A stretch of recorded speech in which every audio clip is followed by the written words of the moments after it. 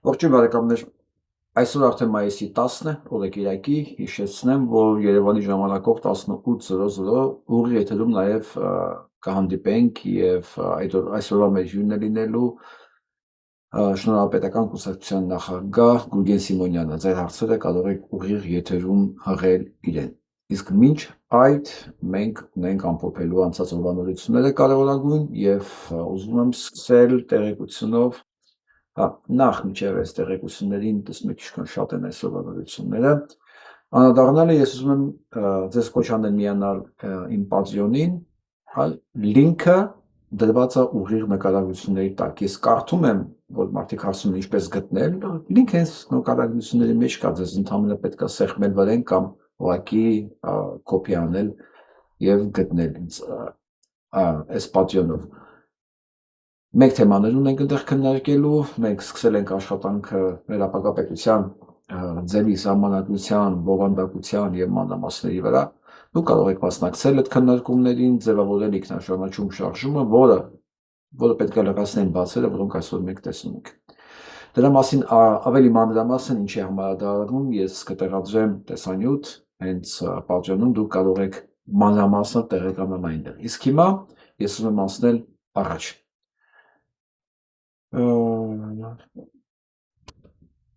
Ասում գալի տրում են շատ լավ բան ասել, միշտ որ ես եմ կրկնում։ В мире ничего нет нового, кроме истории, которую вы не знаете։ Ես որ ասում պատմության մեջ ոչ մի բան չկա նոր, այն ինչ որ մեր հետ կատարվում է, ամեն ինչ եղել է արդեն։ Եվ ընդամենը պատմությանը նայելով կարելի է կանխատեսել թե ինչ է լինելու այն գործողությունների արդյունքում, ինչ մենք անում ենք։ Նույն բանը պաստորեն ասել է Տրումենը, որը ինձ համար շատ հետաքրքիր բացահայտում էր այսօր։ Այո, դա համար այս կանխատեսումները, որոնք ես անում եմ, դա նույնիսկ չի, որ ես պայծառատես եմ կամ տիրապետում եմ այն գիտելիքներին, քաղաքագիտական եւ տնտեսական, ռազմական, որոնք շատ տեղ մասնագիտական են, բոլորովին դրանից չի։ Ուղղակի պետք է կարողանալ գտնել նմանատիպ դերքերը պատմության մեջ, ուղղակի իմանալ պատմություն եւ գտնել կապը։ Դա շատ կարեւոր է կանխատեսումների համար։ Որը փաստորեն ասում է հենց Գարի Տրումենը։ Եվ այսպես ընտրաշավը սկսված է իմիջիալոց, եթե տեսնում եք այս փոքրիկ կետերը, իմացեք, սրանք այն թեմաներն են, որոնք մենք առանձնացրել ենք այսօրվա 100-ից ավել թեմաներից, որոնք առաջարկված են մեր թիմի կողմից։ Ֆիլտրելուց հետո ես թողել եմ այսքանը, դասավորել եմ հիմա ձեզ ներկայացնելու համար։ Մեր աշխատանքները ակտիվ պահելու, հովանավորելու համար դուք կարող եք բաժանորդագրվել ոչ միայն Patreon-ին, այլև ձեր մեկ անգամյա ներդրումներն իրականացնել ներքևելի գրված լինքերով, բոլոր հնարավորությունների կա PayPal, Zelle, եւ տարբեր ձևի փոխանցումների համար։ Եվ այսպես, չնայած աշխատանքային օրվան, ամբողջ պետական ռեսուրսը լցված է Նիկոլ Փաշինյանի քարոզարշավին։ Նայենք սա, այսպես ավտոբուսներով, մեքենաներով, ծառայողական, դուք պատկերացնում եք, սրանք ինչ ծախսերի մասին է։ Ինչ ծախսեր է դրված Փաշինյան Նիկոլի պետական բյուջեից։ Փաշինյան Նիկոլի քարոզարշավին ինչ փողեր է դրված։ Սան գիտեք ով է, մենակ ախրանան չի։ Այս ամբողջը կանգնում են հրապարակում, երկու ավտոբուս, ամեն մեկի մեջ հաշվով առնվազն 30-40 հոգի, պլյուս մի 30-40 մեքենա, այս ամբողջը որ իջնում են հրապարակ, ցանկացած հրապարակ լցվում է, այլ այնտեղ պետք չի։ Որպես մասովկա բերում են կանգնացնում են երեխաներին, հենց առաջնագից, որովհետև դե հասկանում եք, չէ, իրանք տեղացիներին էլ կնկարեին, բայց տեղացի չի գալի։ Երեխաներին են բերում, որոնց հետաքրքիր է, իրանք մոտիկից եւ վարչապետ չեն տեսել, եւ տպավորություն են ստեղծում, թե Փաշինյան Նիկոլին սպասող կա, բայց այս տեսարանը ասում են մի բան, որ Փաշինյան Նիկոլին սպասող չկա, իսկ երեխաները չեն ընդունում։ Երեխաներին կարող եք խաբել, զարմացնել, կենթանի կապիկ ցույց տալով, բայց իրանք չեն ընդունում, ու իրանց համար միևնույնն է դիմացողը կանգնած։ Իսկ հիմա անցնենք բովանդակությանը։ Լսենք, ես սա չէի սպասում ասել խոսքը։ Այ սա ես չէի սպասում։ Այսքան բանից հետո 5 տարի անց, նայեք, ձեզ սիրում եմ։ Եկել եմ ձեզ ասելու, որ ես ձեզ սիրում եմ։ Ես ձեզ սիրում եմ։ Հուզվեց Փաշինյանը քարոզարշավի երկրորդ օրը սյունեցիներին սեր խոստովանելիս։ Լսակ ես դիվային ծիծաղը։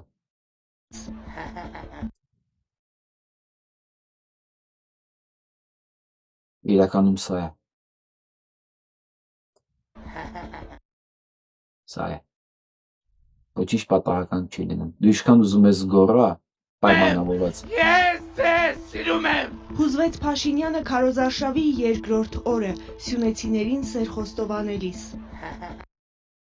Բայց ենթագիտակցություն իրանը թելաջում է։ Ես ասել եմ, ստախոսը կարող է 1 րոպե մաքսիմում կառավարի իր լեքսիկոնը շարժումները 1 րոպեից ավել, ենթագիտակցություն թռնում է ջրերես եւ դուրս է գալիս իրական հրեշը։ Այս է այդ իրական հրեշը։ Այսքան բանից հետո, այսքան մարդ սպանելուց հետո, անտուն թողը տնազրկելուց հետո, անհայրենիք թողելուց հետո եկել ասի, որ ինքը ձեզ սիրում է։ Բայց եմ լացում, գիտեք մենակ դուք եք լացում։ Վարչապետը մայիսի 9-ին էլ Սյունիքում էր։ Այ։ Այդ լսանք ես նույնը նես հրեշի ինչ էր ասում 8 տարի առաջ։ Այսօր հայոց արժանապատվության միջնաբերդի Շուշիի ազատագրման 16-րդ տարեդարձն է։ Եվ ես նախ եւ առաջ ուզում եմ բոլորիս շնորհավորել այդ դարակազմիկ եւ շրջադարձային հաղթանակի առիթով։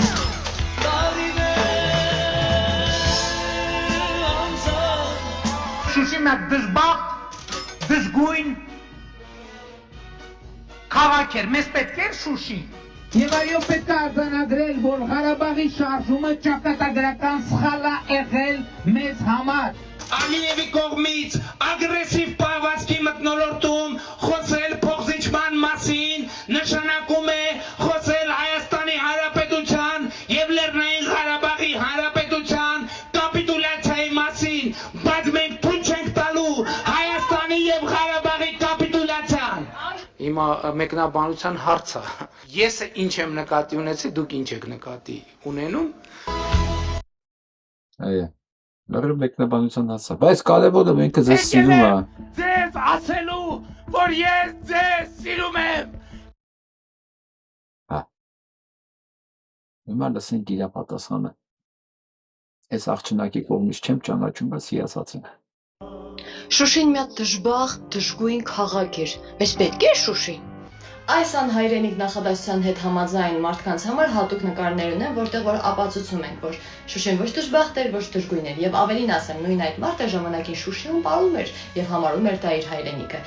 Եթե այստեղ տեսնում եք դժգույն ու դժբախտ որևիցե բան, ուրեմն ես վստահ եմ, որ այդ դժգույնն ու դժբախտությունը ձեր սրտերում է, ձեր հոգում, ձեր մտքում եւ ձեր գաղ ճյուղերներում։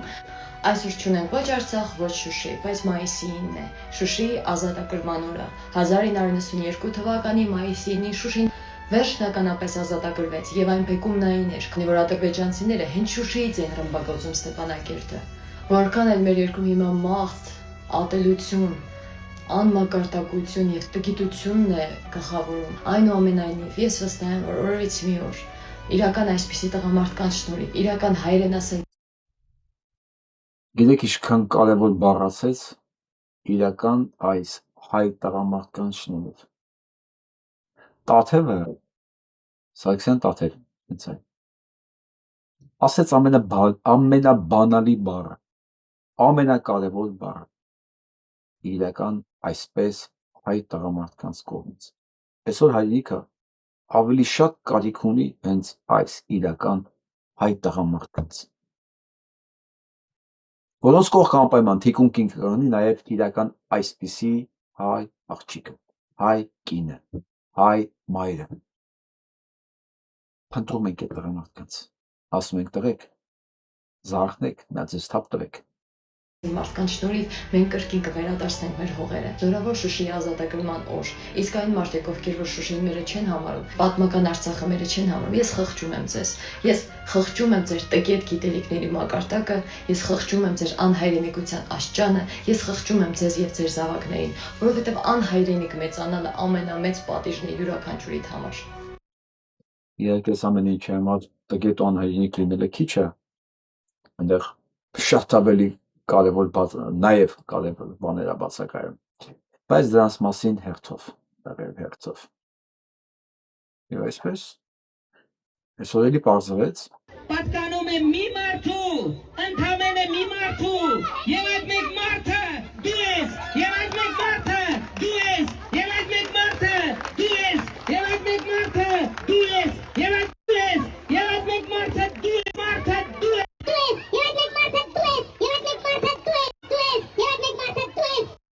ուսես 40 անգամ։ Գիտեք ինչի որտեղ այլ ասելու բան չկա։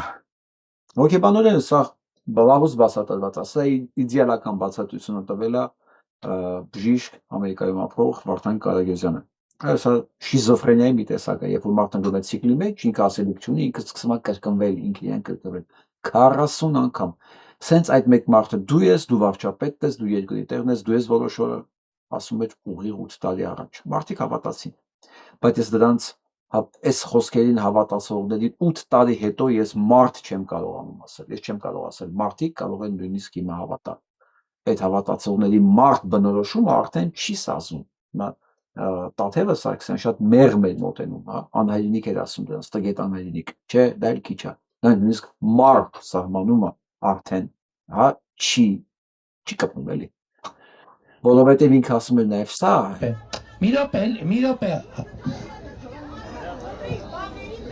Մի րոպե, տիկին, մի րոպե, դուք չեք որոշում թուրքը որտեղ է գալու նստի։ Եղավ, այս որոշողը դու ես ասողը, նաև ասում է դու չես որոշողը։ Եվ այդ մեկ մարդը դու ես, եւ այդ մեկ մարդը դու ես։ Այ Ուրեմն ասում եմ դուք չեք որոշել թուրքը որտեղ է գալու նստի։ Բա դուք չեք որոշել, որովհետև Թուրքին ինքը շատ բան է խոսք տվել։ Շատ բան։ Ինքն է ասում է, ես չեմ ասում։ Լոկ ջան։ Խնդրեմ։ Որոշակի տարածքների հետ կապված մեկ խնդիրներ դեռ ունենք։ Այո, արդեն ասում եմ արդեն, հիմա է ասում, հետո ասելու է, բայց ես ասել էի, չէ՞ ձեզ, որոշակի տարածքներ մեկ խնդիրներ ունենք, ու այդ տարածքները որոշակի հետո է պարզվելու, որոնք են պայմանավորված հանձնելու եւս, իսկ ես ձեզ ասում եմ ամբողջը, այն ինչ որ պետքա մաքրվի Նախիջևանի եւ այսօրվա արդեն Ադրբեջանի տարածքից, ամբողջ Գեղարքունիքը միջև Սևանի այս մասը, Սևան բան, սա գյուղերով այդ մասերը գնում է, պլյուս ամբողջ Վայքով, Գորիսով, Մեղրիով, Հայաստանը մնում է փոքր Արարատյան դաշտ, մեկ է Շիրակ, ոչ մեկ հետո չզարմանա ոնց եղավ, ըլնելի է, մի հատ կրակոց, հետո ասելու է ես եմ հրաման տվել, ինչպես ես եմ հրաման տվել հանձնել Սուրինքի դիրքերը, բա մեզ պետք էր այդ սարերը, բա մեզ պետք է թշվառ Շուշին, սենց գալու է միջև վերջ, հիմա է սա ասում, հիմա որ դու ասի ախր ես ասել եմ, չէ։ Բաղարաբաղը, Արցախը, բայց նախորդ շրջանում էլ ինչ խոսել ենք, ասել ենք Բաղարաբաղը, Արցախը, բա վերջում ինչ պարզվեց, ասում են հող ենք կորցրել։ Պարզվեց մենը չէր էտի, վերջում ինչ պարզվեց։ Պարզվեց մենը չէր, մարդ որ կանգնած ամբյոնից խոսում էր, շնորհավորում էր Արցախի 16-րդ ամյակը։ Հայոց արժանապատվության միջնաբերդի Շուշիի ազատագրման 16-րդ տարեդարձն է։ Այո, դա ինչ պարզվեց, պարզվեց դա մենը չի։ Միամիտ պարզվեց։ Այդ հողը ինչով է մերը եղել։ Ինչով է, մի հատ բացատրեք ինչով է մերը եղել։ Չեմ ուզում մահացած մարդկանց հետևից խոսամ, բայց ասենք մի քանի գեներալների տիրապետության տակ որ Ես իսկապես վատ եմ զգում ինձ, որ սա միացրել եմ, համ ես եմ լսում, համ դուք եք լսում, բայց պետք է լսեք։ Բացատրեք ինչով է։ Ես առաջարկում եմ սա լսել։ Այս ընթացքում ինձ փոխանցեցին, որ Երևանում ընտրում են ինձ, հետաքրքրում են։ Բա Երևանում ընկել Աննային ման, եկի չեն գտել, ինքն էլ պարզաբանում է։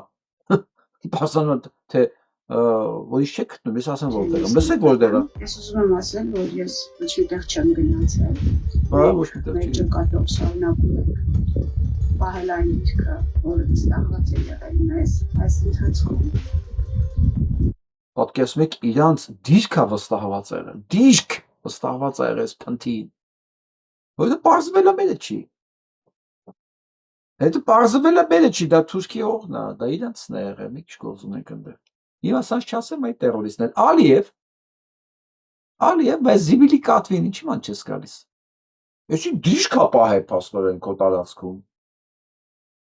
Ռուբեն Վարդանյանը դիրք չի պահել, ընդհանրապես կապ չունի այս ամեն ինչի հետ, այն նույնիսկ զենք չի վերցրել ձեռքը, բայց նրան դատում է, կարա, այս լիրփը դիրք ապահ է,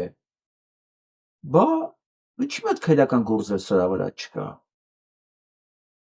Մենք այստեղ կանգնած ենք եւ ստահված է վերահսկել այն ձորը, որտեղից հնարավոր է թշնամու դիվերսանտների խմբերի շողոսկում դեպի Բայց հակադիվերսիոն բանը գործողություններ է իրականացնել Ալիև։ Քեզ հարճ պետք չի, հայ ժողովուրդը սրան սկուտերի վրա քեզ կզիջի։ Պրոբլեմ չունես։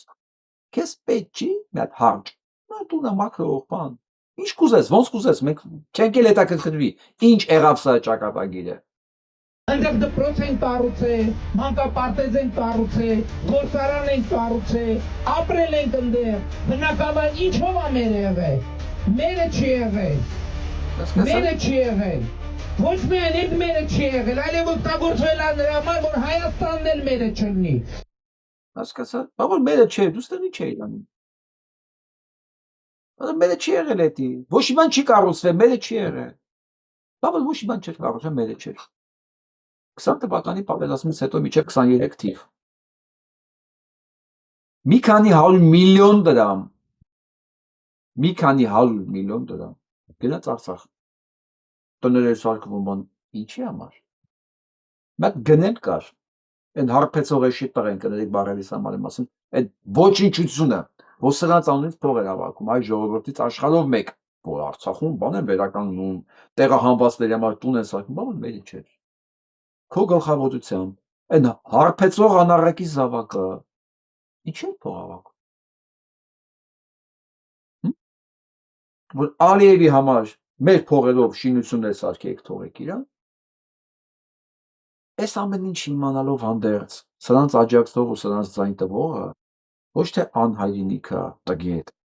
չէ, դրա համար նույնիսկ հայհոյանքների մեջ բան չկա, նկարագիր չկա։ Խնդրում եմ, տարեք այս ամեն ինչը, ցույց տվեք նրանց, տեսեք հələ չեմ հայոյի բան չեմ ասել, ցույց տվեք նրանց, ովքեր ոչ միայն աջակցում են, կամ ու կացի մեջ են, աջակցեն թե չէ, սրա։ Քանի դեռ հայոյանք չի հնչել այս բանում ընթացքում, տանեք ցույց տվեք, թողի մեջ չհամաձայնվեն, բայց թող լսեն այս ամեն ինչ, բայց թող չհամաձայնվեն, բայց սա էլ լսենք հələ։ Դուք ասում էիք, որ Ռուսաստանի նախագահի Նազարբաևի ու Լուկաշենկոյի հետ զրույցներում այդ երկրի ղեկավարները ձեզ հավաստիացրել են, մեջբերում եմ, Ադրբեջանի նախագահ Ալիևը հասկանում է, որ Ղարաբաղը երբեք Ադրբեջանի կազմում չի լինելու։ Պարոն վարչապետ, դուք բանակցեցիք ձեր սեփական կետից, այդ ինչպես բանակցեցիք, որ տապալվեցավ ձեզ փոխանցված այդ իրավիճակը, երբ որ Արցախը չի լինելու Ադրբեջանի կազմում եւ հիմա Իրավիճակ չէ։ Վստահությունը, որ այդպես չի լինելու։ Նարեկ ջանը պետք է ուրիշ ձև հաստատ։ Այդ ոնց եղավ, որ դու կարողացար համոզես իրան, որ ինչի՞ ես մտածում։ Կարա լինի Ադրբեջանի կազմում։ Հələ փող դու տես ինչ ոնց եմ քարոզում։ Միջև Գորիս, որտեղ հələ Գորիսն եմ տալու, Սյունիքն եմ տալու, դու հələ փողը դու մենակ։ Այդ ոնց ստացվեց կամ այդ ինչքանի դեմ ստացվեց, որ դու կարողացար իրեն հակառակը համոզես։ Ինքը արդեն հրաժարվել էր ծրագրից, բայց դու ընկած միջև այսօր քարոզում ես դա։ Ոնց եղավ, ինչքանի դիմաց եղավ։ Ման նույնիսկ ինքնորոշումից չեք խոսում։ Տեսեք, կարծում եմ, որ ամբողջական պատասխան ունենալու համար ճիշտ կլիներ, որ դուք շարունակեիք թե այդ խոսակցության շարունակությունը։ Դուք ասում եք, որ թող Այս խոսակցության շարունակությունը ինչ կապ ունի խոսակցության շարունակություն, ստեղ էական չի արդեն։ Մենք են գիտենք, որ Ալիևի մտքով նույնիսկ չէր անցնի, որ դա հնարավոր է, բայց դու դա իրականացրեցիր։ Սա է էական։ Ու միջև հիմա դու քարոզում ես, որ դեռ կիսատ ամնաս այդ գործը, որ մենք դեռ տարածքներ ունենք զիջելու։ Սա է էականը։ Մի բան, որ դա մտքով նույնիսկ հնարավոր չէր չէր անցնում, որտեղ գիտե դա հնարավոր չի, որովհետև դիմացը հայ մարդ ներկանաց, նույնիսկ հայ կինն էր կանգնած։ Չեմ կարողանում, ես իմ մարտական ընկերուհուս Սուսան Մարգարյանին գերեզմանին մոտենալ խումբ տխել, ինքս ինձ թույլ չեմ տալիս։ Սուսանա Մարգարյանը ջերմուկում գերեր են և դրանց ձեռքը, որտեղ կտրտել էին մատերը և մտցրել էին աչքերի մեջ։ Այս տեսաները նայել չի, նույնիսկ նկարագրելու չի։ Այսօր հայկինը զինվորը չի կարող նույնիսկ գնա գերեզմանին այցելության։ Ալիևի մտքով չեն ասել, որ դա հնարավոր է, բայց դա կարողացավ բերել մատուցել իրան, այսինքն սկուտերի վրա Փաշինյան Նիկոլը։ Որովհետև նա պաշտպանել ջերմուկը, ես այսօր չեմ կարողանալու պաշտպանել իր գերեզմանը անգամ։ Այսօր հասել ենք ընդ որ մենք ոչ միայն այդ մարդկանց չկարողացանք պաշտպանենք ճակատում Արցախը, այսօր այդ մարդկանց գերեզմանները չեն կարողանալու պաշտպանել, որովհետև էսի դեռ հանձնելու բան ունի։ Դեռ էլ խոսքա տվել, որ 300,000 էլ բերելու է լցի Հայաստան։ Հատուկ կարգավիճակով, դուք ժողովուրդ, մենք չենք կարողանում պատկերացնենք ողբերգության եւ հնարավոր այս կործանման մասշտաբները։ Դուք Փաշինյանին թերագնահատում եք, այդ դիվական ծիծաղը դուք լսեցի՞, հա? Այս դիվական Զարշավի ծիծաղը երկրորդ լսեցիք։ օրը սյունեցիներին սեր խոստովանելիս։ Դուք այս մարդու երևի դիվային կերպարի ամբողջական մասշտաբները չեք կարողանում պատկերացնել, սա դեռ ինչերի անթունակ։ Դեռ որ մենք էլ չգիտենք նույնիսկ, թե որ ասում ես դու չես որոշողը թուրքը որտեղ է գալու։ Մենք պետք է հասկանանք հələ մեզ խեն ցեղասպանել, մենք հələ պետք է հասկանանք, արդյոք մեզ ցեղասպանել են թե չէ։ Մենք ես իր խոսքերն էլ հիշեցնեմ, այս պետականությունն է, բա այսի պետականության կրճուն է։ Եղել է շրջաններ, որ այ պետականություն էլ չի ունեցել, սա էլ ենք տեսնելու, եթե սա հանկարծ մնաց, եթե այս տեսակը հանկարծ գերիշխեց Հայաստանում։ Այս տեսակ չի գերիշխի Հայաստանում, չկա այս տեսակ, բայց ասեմ ոնց է հնարավոր սրա հաղթանակը։ Եթե հանկարծ սրան անհամաձայն տեսակը չգնաց ընտրությունների, այս սրա տեսակը կա, ինքը պատռելու է ամեն ինչ, բոլորին, որ ինքը դառնա մեծամասնություն, ինքը կարա դառնա մեծամասնություն մենակ մի պարագայում, եւ որ սրա այդ անհամաձայնները չգնան ընտրության։ Այսօր քանի հոգու հետ եմ խոսացել իմ մտերիմներից, որ այնքան հիասթափած են չեն ուզում գնալ ընտրության, ասի դուք ամենամեծ նվերն եք Փաշինյան Նիկոլի, նեղացավ ասեցին չի, ասի որովհետև երբ որ դու չես գնում ընտրության, դու ձայն չունես, իր մի ձայնը արդեն կա։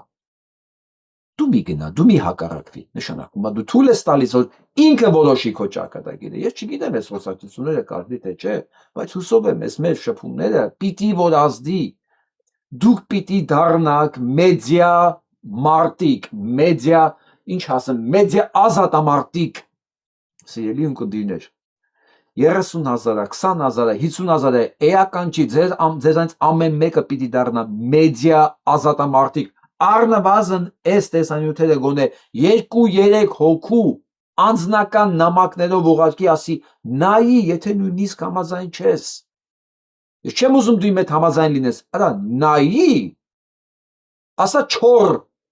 ասա սուտա, այս տականքը տես բան չի ասե, այս գրեհիկ անառակի ծնունդը ինքը չի, սրա կլոնն է, Նիկոլը լավն է, հիվանդանոցում փոխել են, բայց նայի, այսքան բան եմ ուզում, այսքան բան եմ ակնկալում, ես այսօր նայել եմ իմ վերջի 1 տարվա գրաֆիկը, ես որտեղ ամեն ինչ ունեմ գրած, իմ Google կալենդարը, որ ես բացում եմ, իմ ինչքան ժամանակ է, 18 թվական, 16 թվականից եմ ստեղա, ինչ 16, 15, հա 20 թվականից հետո բոլորը գրած է Google կալենդարում։ Ես նայում եմ կալենդարի սխալությունը հանդիպումների, մեկ էլ էս վերջին 1 տարվանը, օրվա մեջ մի հատ կարող է, 3 օրը մեջ մի հատ, գիտեք ինչի, որտեղ մնացածը սրան է նվիրված։ Ու ես նայում եմ իմ ամբողջ ժամանակը, որ այս ամեն ինչի մեջ է գրվում։ Մի նպատակի համար, որ մենք մի բան կարողանանք փոխենք, մի մարդու լուսավորենք, մի մարդու ցույց տանք այս պատկերի ամբողջ դժոխքայնությունը։ Ոչ մեկ չի անում սա։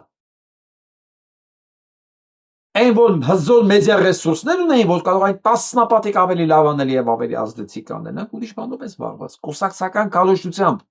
բայց թե կուսակցական քարոզչություն չկա։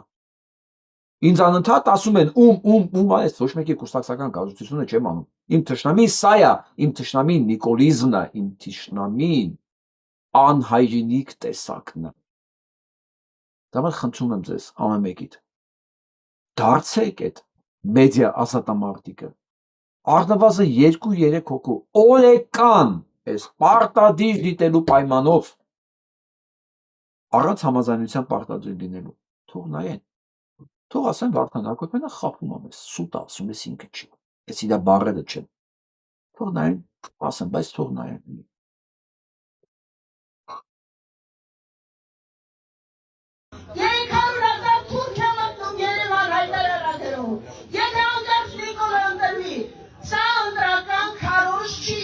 Մենք ֆիդայիներս միայն մի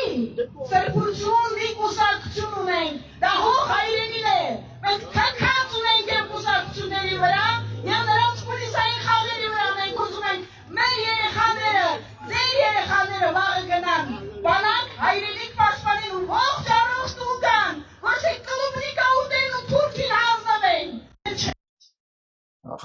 Կլուբնիկ ուտեն ու թուրքին հանձնվեն մինչդեռ սա 95 թվի շքերթն է 95 թիվ Արցախում նայեք 1995 թվականի մայիսի 9-ին Ստեփանակերտում զորահանդես էր անկախ Լեռնային Ղարաբաղի Հանրապետության առաջին զորահանդեսը Պատերազմն ավարտվել էր ընդամենը 1 տարի առաջ 1994 թվականի մայիսի 12-ին ուժի մեջ մտած զինադադարի մասին համաձայնագրով որի տակ ստորագրել էին Հայաստանի, Արցախի և Ադրբեջանի պաշտպանության նախարարները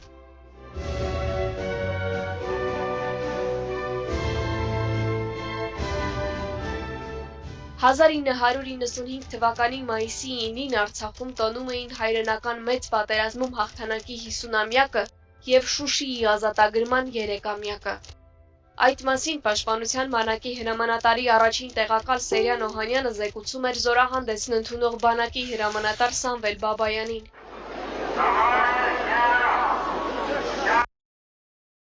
Ու ինչ եղավ այս ամեն ինչի հետ։ Ով ավիրեց սա։ Ով վաճառեց, ով մի հատ հրեշ, մի հատ ինչ-որ վիժվածք, մի հատ չմարդ, մի հատ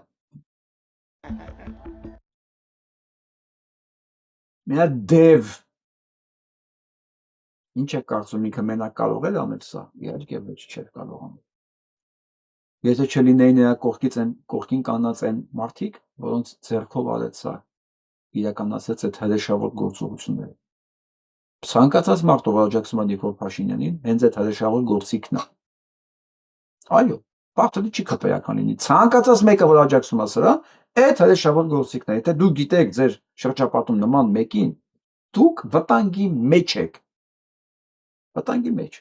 Ֆիզիկապես, բարոյապես։ Որովհետև եթե մի մարդ ունակ է սա անցալել, ընդունել, նշանակում է դուք եւ ցանկացած մեկը իր համար վաճառքի պոտենցիալ առարկա է։ Ճիշտ ժամանակին ճիշտ գին տվողը չի եղել, հասկանում եք։ Ընդհանրապես ճիշտ ժամանակին ճիշտ գին տվողը չի հայտնվել դեռ, բայց դա չի նշանակում որ վաղը դա կարող է չլինի։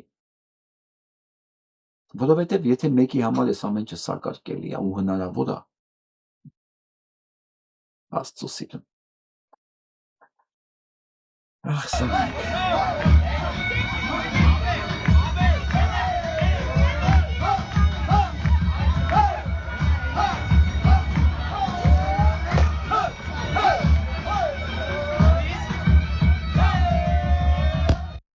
Գիտեք ամենազավեշտալին ինչն է։ Լավ, ասենք հիմա հայը չի ապրում Շուշիում Ղազանցեցված դեմ։ Ադրբեջանցին էլ չի պարում։ Ադրբեջանցու համար էլ է միևնույն է ամեն ինչը։ Հա, մի քանի վարձկան կան ուրա հայրենասեր, որ անպայման գովում են Շուշա, Ստեփանակերտ, այս կողմենքը։ Դեռ պալող չկա։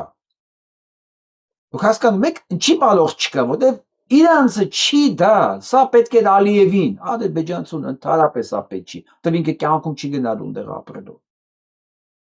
Սա իրան ընդհանրապես հետաքրքիր չէ, սա պետք է Ալիևին իշխանությունը պահել համար։ Նիկոլի, պես թե դրա դիմաց փող աշխատեր, չկար ավելի եկամտային բիզնես, քան հայրենիք վաճառել ու միջև հիմա հայրենիք վաճառել։ Որի համար է ստականքախումբը ստեղծվել է, կրթվել է, Սերժիկի ձեռքով բերվել է խորհրդարան, հետո հանձնվել է իշխանությունը։ Հա, Սերժիկի ձեռով։ Նաև ոչ մեկ հանկարծ թող սա չփորձի վիճակել։ Կամ տետատետ թող վիճակի։ Այն ժամանակ տեսնեք, ինչ կմնա քարի վրա։ Քարը ինչ թողի։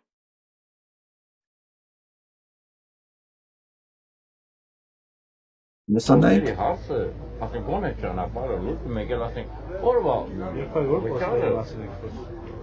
Էսեք ասեմ։ Մի փոսի վճարը 400 տարի 200 դրամ է, 3540 մետր բարձան վրա, մի արջիկը օրվա, ինքն էլ էս տավա ծնունդը մեկ էլ եկել առևտուր անում, դա բնականաբար բոլորը։ Ինչ առևտուր եք անում։ Բոլորը։ Ինչ առևտուր եք։ Որտեղ ասենք բանայի տվա ծնունդը որոշ մասը օգտագործում, բան չունեմ ասել։ Ինքը զինծառայող է։ Հա, ասում որ զինծառայող։ Հենց հիմա ասենք։ Լսա։ Ուսուցչուհի ասացել լսա, ասում ինքը զինծառայող է, Նիկոլին է հարցնում։ Այս փտիտ այս մարդը ասում է ճանապարհ չկա որ հասնենք դիրքերը։ Ճանապարհ չկա, օրեկան ստացածներ 4200 դրամ է։ Ձեր տվածներ խոզիկեր է։ Մենք չենք կարող, պետք է իջնենք, ասում է, ճանապարհը լինի գոնե իջնենք առևտուր անենք։ Ես զինծառայող, ասում է, հա, տենց զինծառայող է։ Ու լսեք բանը, ռեակցիան։ Որտեղ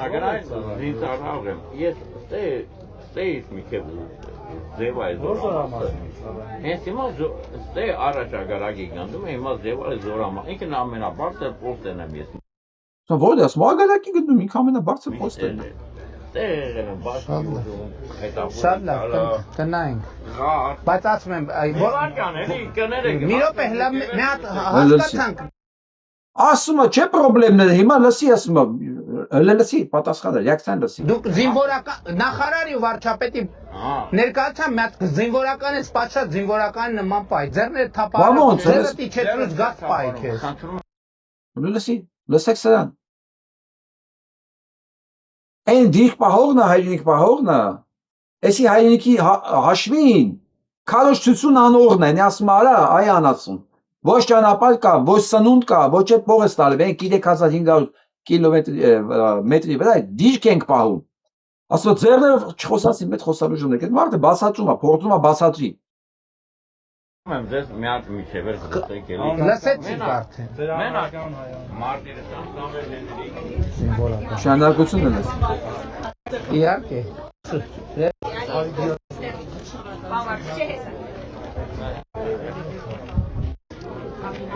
Զինվորականին զորացրի թող գնա, ինքը վիճակի չի ծառայություն։ Եթե զինվորականա զորացրի թող գնա, այդ վիճակով չգիտեմ ինչա օգտագործած, խմածա, քաշածա, ինչա, զորացրի Ինքը որոշել է արդեն պետք է զորացրի, խմածա, քաշածա, գիտեք ինչի պետք է զորացրի։ Բա ասում է այ անասուն։ Ոչ ճանապարհ կա, ոչ ուտելիք կա, ոչ փող կա, մենք դիրք ենք պահում 3500 մետրի վրա, ասում է։ Զորացրի թող գնա, սուրոն էլ այնտեղ այն յեթիմը զորացրողն է։ Զորացրողն է, որովհետև ասում մոռացա թե քաշածա, դուք նայեք։ Պարոն Ավինյան, ձեզ քննադատում են այն բանի համար, որ քաղաքացիներից մեկին ֆոտոխցիկ եք քննվել, ասում են ինչպես է, ասում որ ուժեղ Հայաստանի տեխնացուն։ Լսա վիճակը նայ։ Պայթացա, նարկաման է, այս պայթացա։ Ու սրա տերը, ասում է դրան զորացրեք, նարկաման է ինչա։ Զինվորներ մեր բանակին պետք չէ օգտագործած, խմածա, քաշածա, ինչ։ Խմածա, քաշածա, Հայաստանում դեռ չնվիրած հակակոռուպցիոնը գալիս է։ Ինչպես է ստացվում, որ ուժեղ Հայաստանի տեխնացուն հերոստացույց է խոստանում նվիրել, դեռ չնվիրած հակակոռուպցիոնը գալիս է, բայց քաղաքապետին կարելի է։ Ինչպես սա կմեկնաբանեք։ Կմեկնաբանեմ այնպես, որ խոսքը մանկական Հայաստանի մասին է, որին այցելել եմ երևի 1.5 տարի առաջ եւ ֆինանսավորում էինք փոխարեն։ Օխ, իմ Երևանցի ջան, էսի քո քաղաքապետն է, այս նարկաման անասունի ծնունդը, թողից ներեն։ Այս բարերի համար ես չեմ գտնում այդ բարերի տեղը։ Երևանցի, սա քո քաղաքապետն է։ Սա ամբողջ երևանցիների համար, իրոք երևանցիների համար, սա գետին է, մտնելու առիթը, առարկա, այս նարկաման ոչնչությունը, որի հետը ամբողջ բոլոր օպելի քշորներին ասում են համբալներ, ասկեն համբալի տղեն, այս նարկաման ոչնչությունը Երևանի համայն հայության մայրաքաղաքի քաղաքապետն է։ Գիտեք ինչ է նշանակում Երևան։ Ես հիշում եմ, մենք ֆիզմատի դասատուն էինք, բարձրագույն մաթեմատիկայի։ Մեզ լույս չենք հասկանում այդ բառի մաս, ասում են, արա դուք պիտի հպարտանաք, դուք մայրաքաղաքի երեխաներ եք։ Այն ժամանակ ասենք ինչ եք դպրոցում ինելով դասան բարձրագույն մաթեմատիկայի այդ տարիներին ծորել։ Ասում են դուք մայրաքաղաքի երեխաներ եք, դուք պիտի հպարտանաք դրանով։ Հիմա եմ հասկանում ինչ է նշանակում համայն հայության մայրաքաղաք ու մեկ էլ նայում ես սա դե գնա ապարտասի ով իմ երևանցի ես չգիտեմ արդեն ես չգիտեմ ով է այդ երևանցին ով կարա սրան ձեն տալ դե հիմա բանը 5 տարի առաջ սրան 7% ձեն են տվել ու այս մանկուրտները ուզում են ընտրություն արտել Երևանում սրանք 0 ձայն պետք է ստանան 0%, սա իր ղեկավարը, իր կուսակցությունը 0, որ հարգանքս վերականգնվի մարդու նկատմամբ, երևանցու նկատմամբ։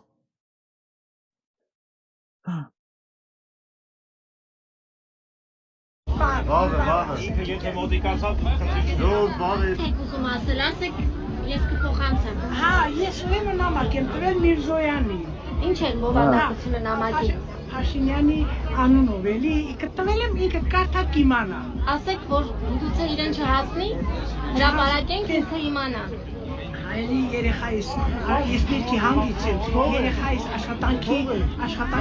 բանն է, էլի հարցը։ Որտեղից եք։ Ես ներքին հանդից եմ եկել։ Կապանից չեք։ Չկապանից եմ, տղաս տեղան է, թոշակավորված եք, մենք այնտեղ ենք իսկ տղաս պետք է աշխատանքից սեղացել են։ Մի խոսքով, գյուղերից բանից հավաքի բերել են, թաքուն ասում, ինքը կապանից չի, ներքին հանդից է, բերել են, որտե նամակ է գրել, տենա իր երեխու հարցը, աշխատանքի հարցը ինչ է եղել։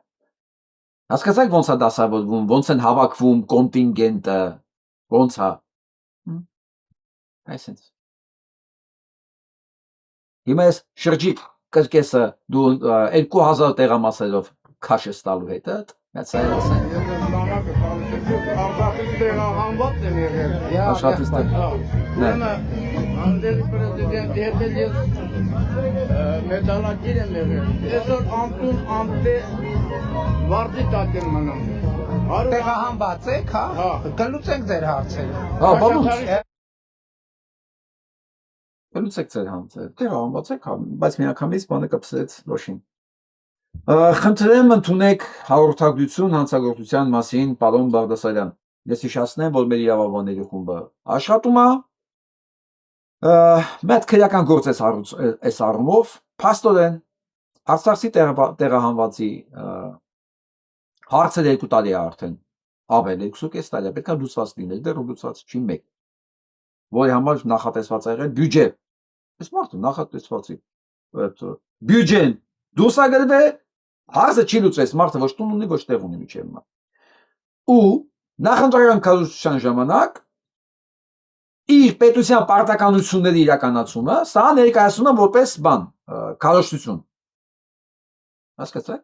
Այսի ոնց որ գնա ասի դուք ինձ ձեն տակ, որ ինձ թոշակ տամ։ Այսինքն իր պարտականությունների կատարելը, սա բարեգործություն է ներկայացնում։ Պարոն Բաղդասարյան, խնդրում եմ, որպես ընտրակաշարքի արձանագրում վարչապետի կողմից, հա, եւ պարտականությունների թերացում, որ մեզ մարդու հարցը միջև լուծված չի, եւ ընտրակաշարք կամերայի Արջ։ Խնդրեմ ձևակերպեք էսի։ Օրենքով ոնց ուզում եք ձևակերպեք, իմ համար մեկը։ Այս տականքին պատասխանելը Թաթոյան ուզում եմ ինքը Պետք է ասել։ արձանագրել, որ Ղարաբաղի շարժումը ճակատագրական սխալ է շարժումը ճակատագրական սխալ է եղել մեզ համար։ Ով ես դու ընդհանրապես Նիկոլ, ում համար ես դու իրականում աշխատում։ Ով ես դու, որ անարգես գերեզմաններում հանգչող մեր հազարավոր քաջերի, տղամարդկանց, կանանց հիշատակը, անհայտ կորած մեր զինվորների, նրանց ընտանիքների պատիվը։ Ով ես դու ընդհանրապես, որ մեր ժողովրդին նման բան ասես։ Քո մարդիկ շատ էին վրդովել եւ ես քեզ ասեցի Ալիևի 10-ով շիկ ու հիմա ես հասկանում եմ, որ իրականում շատ մեղմ էր ասվածը, որ դու դրանից ավելի ցածր ես, բարոյազուրկ ու ավելի ցածր։ Ու հիմա ես բացատրեմ, թե ինչի մասին էր Արցախյան շարժումը։ 1988 թվականին մեր ժողովուրդը որոշեց, որ այլևս իր հետ չպետք է կրկնվի այն ինչ տեղի ունեցավ հայոց ցեղասպանության ժամանակ։ Ու դա մեզ պարտադրված որոշում էր։ Ու առաջին Արցախյան պատերազմում հաղթելով մենք ապահովեցինք դա, որ չկրկնվի հայոց ցեղասպանություն։ Իսկ երկրորդ պատերազմը 2020 թվականին քո ղեկավարությամբ պարտվելով մենք նորից ապրեցինք երկրորդ ցեղասպանություն։ Իսկ քեզ ու քո նախընտրական արշավը ղեկավարող Բաշի բոզուկներին մի խորհուրդ։ Ղարաբաղյան շարժում, Արցախ ու հայ զինվոր բարերը հերու պահեք ձեր կեղտոտ բերաններից։ Մենակ մի ճշտում էլի Թաթոյան։ Բաշի բոզուկ չէ։ Բաշի բոզի տղեկ։ Դա ավելի ճիշտ է հնչում էս պարագայում։ Որովհետև այդ Բաշի բոզի տղեկը այս ժողովրդին ասում են սխալ են եղել մարդիկ։ Ճակատագրական սխալ ա եղել։ Ազգային գիտակցության արթնացումը, պատմական հայրենիքը ազատագրումը ճակատագրական սխալ ա եղել։ Շատ մեծ ճակատագրական։ Այո, թուրքերի համար շատ սա ճակատագրական էր։ Որովհետև այս արթնացած հայը սերնեք, այսքան մարդ չի կարա ճակատագրական սխալ անի։ Որովհետև այսքան արթնացած հայը դա սարսափ է ամբողջ թուրքական աշխարհի համար։ Այսքան ինքնաճանաչված հայը, որի սիրտը բաբախում է նույն հաճախականությամբ, սա ռեզոնանս է տալի աշխարհով մեկ, ոչ մի թուրք չի կարող սա դեմը կանգնել։ Այո, ու դառնում է իրենց համար ճակատագրական, բայց մեր համար երբեք սխալ չի սա։ Էլի ա լինելու, ինչքան քո նման թուրքից սերվածները փորձեն սա ներկայացնել որպես սխալ։ Այո, թուրքից սերվածների համար դա սխալ է, իհարկե։ Դա իրանց անդունդը խանգարել է, բայց ոչ հայի համար։ Հայը այս հաճախականության վրա էլի ապրելու է։ Հայի սիրտը իր հետ էլի բաբախելու է նույն ձևի։ Ու արդյունքում ունենալու ենք մենք այն արդյունքը ավելի գիտակցված, ավելի հիմնավոր, քան ունեցանք մենք 91-95 թվականներին։ Սա էլի է լինելու։ Եղավ։ Սա նայեք։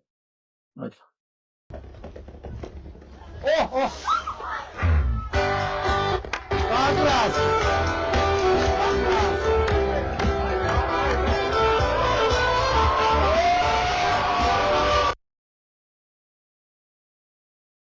ջուր, կարա չէ կիսլատա լիներ։ Ու տենց է լինելու։ Դուք տեսել եք երբևէ նախկինում ընտրությունների ժամանակ, ասենք հանրապետականը գար միտեղ ընտրաշավ աներ, կամ Բարգավաճ Հայաստան կամ վերևից մեկը ջուր լցներ վրեքները։ Դες բան տեսել եք։ Չկա, դες բան չի եղել։ Որտեւ ինչքան ուզում էին սիրեին, չսիրեին, բան կար գոնե տարական հարգանք կար մարդու նկատմամբ, նվազն էլի այս աստիճանի լարված ու զզվանք չկար։ Սրանք այս մանկուրները չեն հասկանում։ Մի բան վաղը հունիսի 8-ի առավոտյան դուք չեք կարողանալու մանգակը տենց որ ձեր վրա ջուր լցվի։ Իսկ եթե հանկարծ ձեզ միտեղ բռնե պատահական,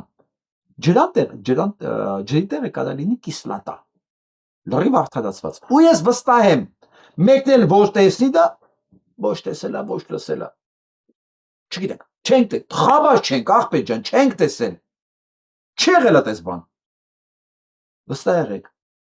Հայկական աշխարհի չեմ ասում Հայաստանի, հայկական աշխարհը շատ ավելի մեծ է, հայկական աշխարհը դա գլոբուսն է։ Հայկական աշխարհի 90%-ը ձեզ մի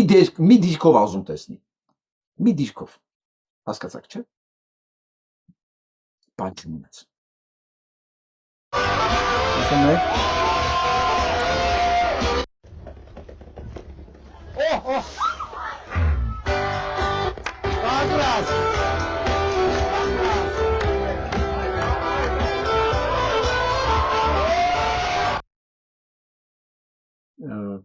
Ես չգիտեմ տեխնիկապես կարող ասա կրկնվում է, որտեվ ես վստահ չեմ, որ սա ասել եմ արդեն, թե չեմ ասել։ Ամեն դեպս, այս անգամ ջուր էր, վաղը կարող է ջուր չլինի կամ երման ջուր լինի կամ այլ բան լինի։ Ժավել սպիրտ, կիսլատա, ամեն ինչ կարող լինի։ Իմացեք, դուք դեռ իշխանություն եք։ Ձեր գլխին ինչ ասես թափվում է վերևից։ Պատկերացրեք իրավիճակ, երբ որ դուք արդեն իշխանություն չեք։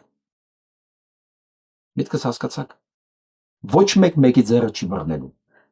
Ոչ մեկ չի գալու ձեզ փրկելու։ Ոչ մեկ։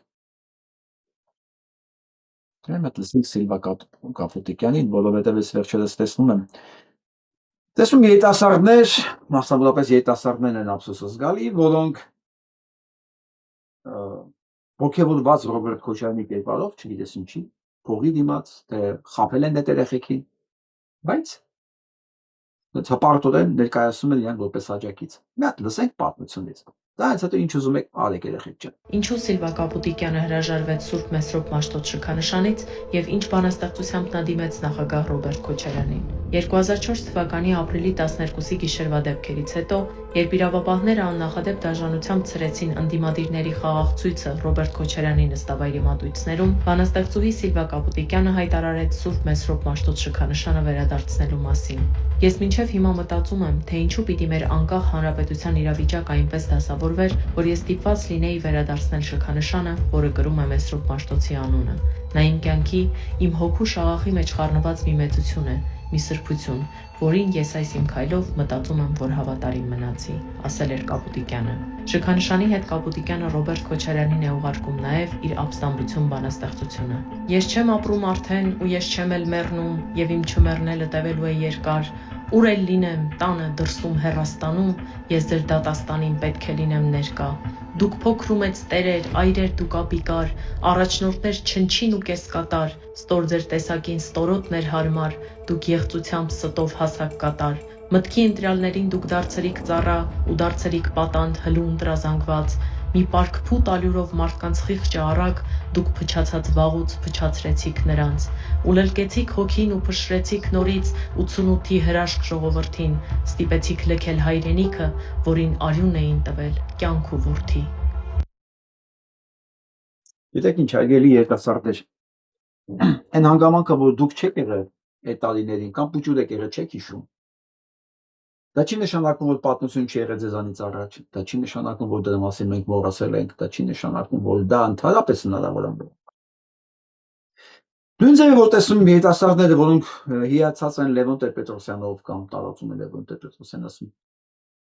ես կարող եմ հասկանալ, դուք չեք ապրել այդ տարիները, դուք չգիտեք, բայց չէ որ ինտերնետ կա, չէ որ պատմություն կա, մենք էլ կենթանի վկաներն ենք այդ ամեն ինչի։ Ես այսօր ես կարևորություն եմ տալիս։ Ինձ ասես, երբ ա եղել այս բան, ասեց 2004 թվականին ապրիլի 12-ը, ընտրություններից հետո։ Ստեփան Դեմիրճյանի ընտրություններից հետո է սա։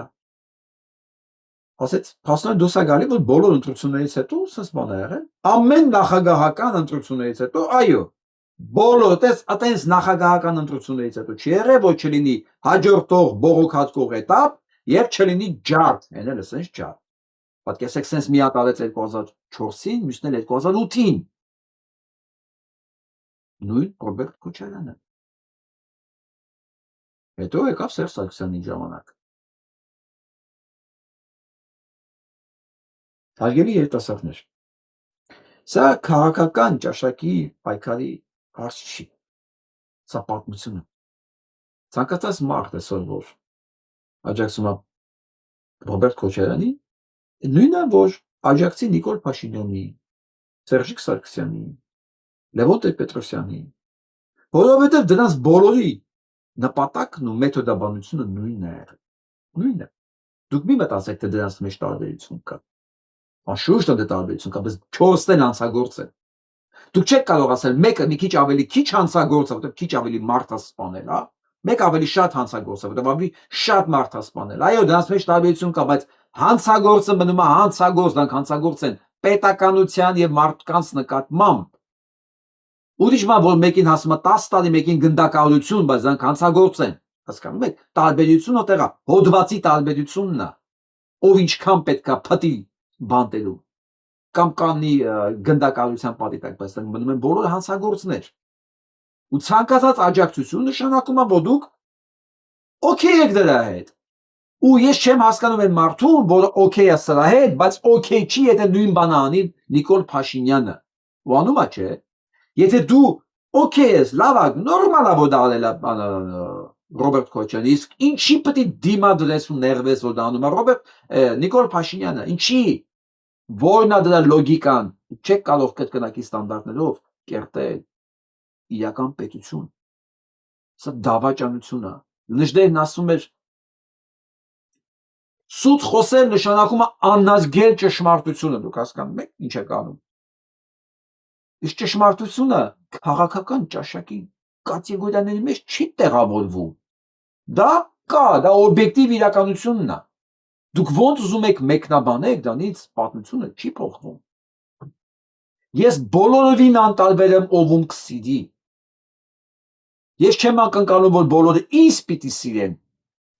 բացարձակապես, բայց եկեք գոնե պայմանավորվենք մի հարցի շուրջ, չանազգենք ճշմարտությունը, չստենք միմյանց, այլապես մենք իրար ոնց ենք երկիր ստեղծելու, ոնց, եթե մենք իրար պետք է ստենք, խաբենք, չլինի վստահություն, փոխադարձ կոնսենսուս ճշմարտության շուրջ, արժեքների շուրջ, կարևոր հարցերի շուրջ, մարդու իրավունքների, մարդու ընտրելու իրավունքի շուրջ, եթե դա շուրջ մենք կոնսենսուս չունենք, եւ դրա խախտելը նպատակահարմարություն է այնքանով, որքանով մեր սիրելի տեխնացուն է դանում, այդ դեպքում մենք ոնց ենք երկիր կառուցելու։ Որտեղ ես ասում եմ, հարցը ճիվաղը չի, այս ճիվաղին սատկացնելու են իր տերերը վաղը։ Անպայման, կամ մենք կամ սա տերերը, հարցը այն է, հաջորդին մենք սարքելու ենք նույն հրեշը, նույն վերաբերմունքով, թե ոչ։ Իմ համար կարևորագույն խնդիրը պետականաշինության մեջ սա է, ոչ թե այն անհատը, որ ինքը վատն է կամ լավն է, չէ, մասսաները, մարդիկ, թվացել առողջ, ինչ են ուզում, ճշմարտություն, թե հարաբերական ճշմարտություն, որին կարելի է անազգել ժամանակ առ ժամանակ, եթե դա ձեռ է տալիս մեր կուռքերին կամ մեր ընտրյալ տեխնացուին։ Իմ խնդիրը որպես մարդ, որպես երաժիշտ, որպես մի քիչ հեռու նայող մարդ, սա է, ոչ թե անունը ինչ է։ Լրիվ անտարբեր եմ անուն ազգանուն ինչ է։ Որտեղ ես հասկանում եմ, եթե չկա կոնսենսուս, չկա բալանս, չկա նպատակ ընդհանուր, մենք տեղ չենք հասնելու։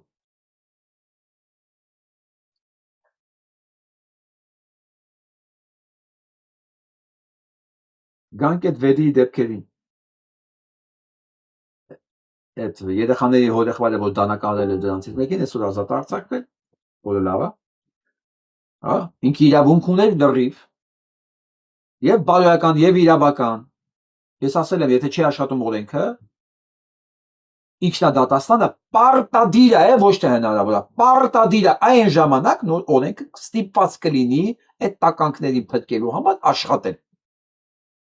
Բայց որպեսզի ինքը աշխատի, պետք է մեկը սենց վերցնի դանակը ձեռքը ու սի հաշվի հարդար տեսնեն, ոստանք հասկանան, արա եթե թողեցինք սան դրսում կարող սպանեն, ավելավա մեկ ուսացնեն գոնե կապրի։ Մանկապիղծը, հասկանում եք։ Սա է ցավոք երկրի դրվածքը, այսօրվա այս երկրի դրվածքը։ Իսկ մենք մինչև հիմա չգիտենք երրորդ մանկապիղծի անուն ազգանունը ինչ է, որ ինքը կա, ինքը բարեգործի դիմակի տակ է, այդ երեխեքին վերբով կա արել, մտել իրանց տուն, դա մենք գիտենք, անուն, ազգանունը եւ ինչ կապ ունի այս տականքների հետ, այս իշխանությունների հետ, ինձ դա է հետաքրքիր, հարգելի լրագրողներ, փնտրեք եւ դուք կգտնեք։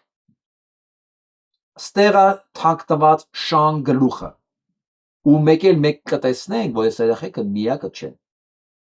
Սմա սպիննի մոզգում չույու։ Ես ներքին ձայնս ասում ես երեխեքը միակը չեն։ Գտեք ով ասա եւ ինչ կապերի մեջ է սրանց հետ։ Եվ կտեսնեք էլ այսքան ինչքան դեպքեր է եղել։ Որովհետեւ եթե դուք ցույց տաք այդ բարեգործի դեմքը, դուք կտեսնեք ինչքան մարդ է դրան ճանաչում նույն գործը իրականացնելու համար։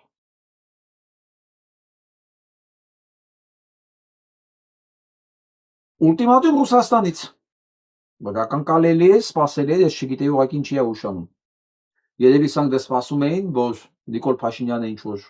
որոշակի բան կասի,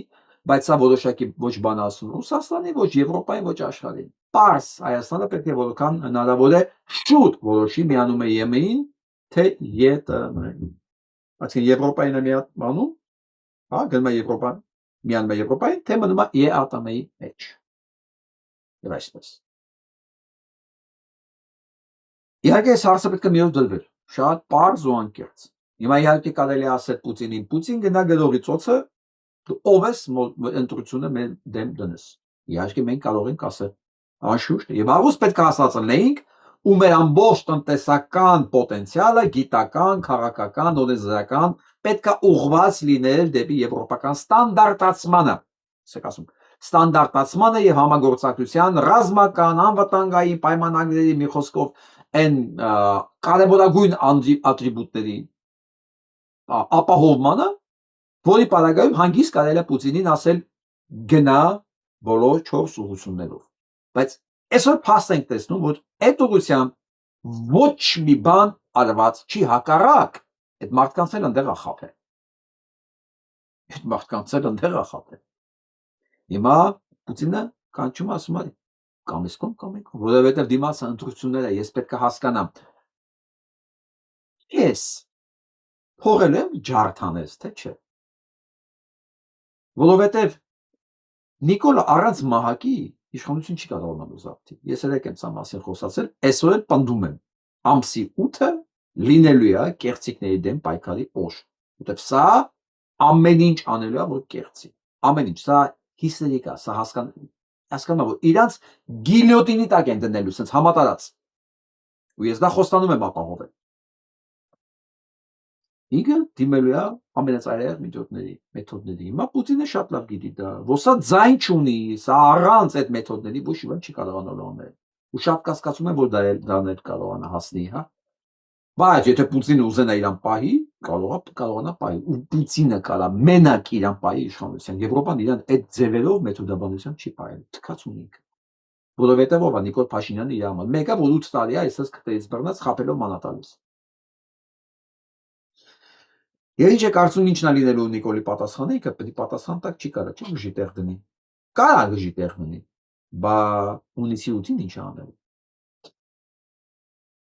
Եվ այստեղ գալու է ամենախայտարակը։ Շուտով կլսենք այդ պատասխանը, որ Նիկոլ Փաշինյանը Արարատ Միրզոյանի բերանով կհաստատի, որ Հայաստանը ոչ մի տեղ էլ չի գնում։ Ոչ մի տեղ։ Ասելով, որ թող ես ջարդեն, որ մնամ քո մոտ։ Մենք լսելու ենք դա։ Ու այն տախմարաշերտը, որ ոգևորված է, որ Փաշինյան Նիկոլը չի գնացել մայիսի 9-ի պարադին, այս բաղնում է իր քարոզչության, էլի ստիպված պետք է արդարացնեն, թե իրանց պրոպագանդոնների գործն է, չէ՞ դա։ Արդարացնեն, թե ինչ խելոք բան արես, ոչ չհակառակվեց Պուտինին, որտեղ այս ճգնաժամ պահին չէր կարելի հակառակվել Պուտինին։ Եվ թե ինչ է նշանակելու այս անգամ ես ԵՄ չեմ գնում, որովհետև ԵՄ չգնալը միայն բավարար չի։ Ինքը իշխանության մնալու համար պետք է ավելին տա, քան ԵՄ չգնալը։ Իսկ Պուտինը մենակ մի բան է ուզում։ Արագացված կարգով Հայաստանը դառնա միութենական պետության անդամ։ Ռուսաստանի կցորդ։ Ինչ է կարծում։ Թուրքերին Արցախ տված է, Շուշի տված է, Հայաստանի տարածքներ տվողը, ոսմալու մեկ տելի բաներ ունենք տա։ Ինքը խնդիր ունի իր իշխանությունը պահելու համար, այն Հայաստանի մնացած ինչ որ մի մասն է Ռուսաստանին չտալը։ Դա էլ է ներկայացնելու որպես փրկություն, ասելով ես տվեցի, որ փրկեմ գոնե այս մի փոքրիկ մասը։ Եվ Հայաստանում անպայման այս ողբերգությունները, կորուստները տենալուց հետո այն հատվածը, որ ասում արա մի բան փրկվեն գոնե, որտեղ էսի մեզ վերացնում է, այն ժամանակ ասել է տուր ռուսին գոնե այսքանը թող մնա։ Բայց սա այնա, ինչ որ ես ամենավատ տարբերակ որպես կանխատեսում եմ։ Եթե մենք չկարողացանք մեր ընտրություններով սրա ձեռքերին անենց խփել, որ սրա գրչի զորությունը ճակերտավոր չհերիքի ընտրությունների կեղծել է, այն աստիճան, որ ինքը դառնա հանկարծ անսնողուշ, հա, ուրեմն իմացեք, սոսկալի բաներ եմ սպասում, սոսկալի, ոչ միայն տարածքային կորուստ, տոտալ պետականության կորուստ, որտեղ ինչ է նշանակում, եմը չեմ գնում, դա քիչ է, իսկ Նիկոլ Փաշինյանը այն կարգավիճակում է, որ ինչ ուզեն իրանից ինքը տվող է, ինչ ուզեն, մենակ իրան թողեն մնա մի քիչ էլ խաղա, որտեղ դա է իր անվտանգության բարձիկը, ուրիշ բոլոր պարագաներում ինքն իր մետ աստվածներով գնդակահարության ենթակա է։ Բան չմնաց, մեկ ամիս։ Սա մեզ երկրի վիճակն է, ժողովուրդ։ Սատկած կենդանիներ, աղբ ու գարշահորություն, Մասիսի դրենաժներն է սա։ Դա բան է։ Տեսեք ինչ է կատարվում։ Ես ես ասեմ, սենց տեսարաններ կարելի է տեսնել, երևի եմ ասում, մենակ Աֆրիկյան երկրներում։ Մենակ Աֆրիկյան էնել ամենա չզարգացած երկրներում, որովհետև մի քիչ զարգացած ցանկացած երկրներում այս աղբը որ տենում եք, սա աղբ չի, սա գանձ է։ Սա վերամշակվում է եւ դառնում է փող։ Հայաստանը երևի աշխարհի եզակի երկրներից է, որտեղ աղբը չի վերամշակվում։ Որտեղ փողը թողում են փողը, էսի փողը թողում են դառնա աղետ էկոլոգիական։ Ստերից ինչ ասես դուս է գալիս։ Վարակներ, հոտ, գարշահոտություն, վիրուս, ինչ ասես, վարակ։ Սա այսօրվա ԿՊ-ի դեմքն է։ Բա ինչ եք ուզում, ամունենա ԿՊ իշխանություն համսես չլինի։ Հիմա արագ անցնենք մեր միջազգային նորություններով եւ գանք այդ Երևան։ Winston Churchill was told by the Americans, don't bomb German cities, Hamburg, Dresden, etc. at night. You can't see what you're bombing. Do what we Americans have, which is precision daytime bombing. And Churchill said, no, my pilots are more important. We need the RAF. All right. And he flattened German cities. And he is considered today the greatest British statesman of the 20th century. By the way, the flattening of cities like Dresden was widely condemned at the time, included by many people in Britain. And Սա սիոնիստ հրյա մեղադրում է բրիտանացիները, ասում է Չերչիլը 40 թվականին, 45 թվականին, Դրեզդենը հավասարեցրեց հողին, որովհետև գիշերով էին ռմբակոծում, գիշերով, ու չէր երևում իրանք ինչ են ռմբակոծում։ Իսկ երբ որ ամերիկացիներն ասում են չի կարելի գիշերով ռմբակոծել, ցերեկով ռմբակոծի, որովհետև դու տենաս ռազմական օբյեկտ է, թե բնակելի, Չերչիլն ասում են, որ իմ համար իմ օդաչուներն ավելի կարևոր են։ Հիմա ասում է դու այդ ո՞նց ասում ես Չերչիլը ձեր համար հերոս է, իսկ դուք ինձ չեք թողում ավիրեմ գազան, հավասարեցնեմ հողին։ Հասկացա՞ք ինչա բռնել։ Հրեշը, սա էլ է հրեշ, այսինքն սա չէ, սրանք։ Իսկ այն ասում է գիտես ինչ, այդպես բան եղել է, հա, եւ դա դատապարտվել է։ Եվ անգլիացիների եւ ամերիկացիների կողմից դատապարտվել է այդ արարքը։ Ու դու դա չես կարող բերել որպես արդարացում, որ դուք արել եք, մենք հիմա գազայի նկատմամբ իրավունք ունենք անելու։ Դուք ցեղասպանություն եք անում 2.5 տարի գիշեր ցերեկ։ Այս հրեշները իրենց հանցագործությունները արդարացնելու համար ոչ մի բան սահման չունեն։ Թրամփի վիճակը լավ չի։ Իր իրավաբանները, իր փաստաբանները հրաժարվել են իրեն բանանելուց, պաշտպանելուց, որովհետև Թրամփը խոստովանել է, որ խոսակցությունները ձայնագրված դուրս եկել, որտեղ ինքն ասում է, որ 21 թվին ինքը գիտեր, որ այն փաստաթղթերը չընտրվելուց հետո որ ինքը տարել է փակել է իր մոտ, պատկերացնում եք, չի ընտրվել որպես նախագահ, գաղտնիքներ պարունակող փաստաթղթեր, արխիվներ վերցրել ու տեղափոխել է իր մոտ, իր Մար-a-Լագոն, Ֆլորիդայի իր առանձնատունը, որ հա ինքը իմացել է, որ դրանք գաղտնի փաստաթղթերն ինչ է կարծում ում համար, այ նույն Էփստինի կոալիցիայի համար, այս ամեն ինչը դուրս է եկել, ձայնագրությունները կա, եւ իր փաստաբաններն էլ հրաժարվում են դրանով այլևս պաշտպանելուց։ 120,000 soldiers trapped, no fuel, no ammunition, no food. In Washington, the most powerful military machine in human history, sitting on its hands. 120,000 զինվոր շրջապատման մեջ է, ոչ ծնունդ կա, ոչ զենք, ոչ դինամատար, ոչ էլ վառելիք։ Իսկ Վաշինգտոնում նստած են, չգիտեն ինչ անեն։ Դա հենց Իրանի տարածքում է։ Իրանը 120,000 զորք իսրայելական պահում է շրջապատման մեջ։ Չեն կարողանում ոչինչ մատակարարել այդ մասին, ոչ մի խոսք չկա։ Ասողը, լսենք ով է ասողը։ Because there is literally nothing it can do. What you're about to hear is not analysis. It is an autopsy. And the body on the table is the myth of Israeli military invincibility. Եվ այդ հերձման ենթակվող մարմինը ասում է միֆն է, Իսրայելի ռազմական միֆը, անգերազանցության։ Let me be clear about who I am and why what I am saying matters. I served as a Marine Corps intelligence officer. I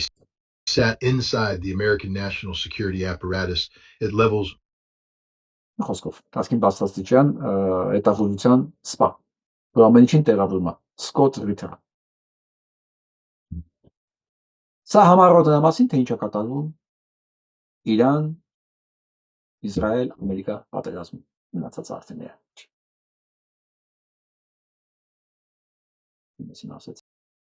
Իսկ Իրան ընդհանրապես տեղեկացնում է, որ իրանց հիմա ռազմական հնարավորությունները շատ ավելի մեծ են, քան մինչև պատերազմը սկսելը։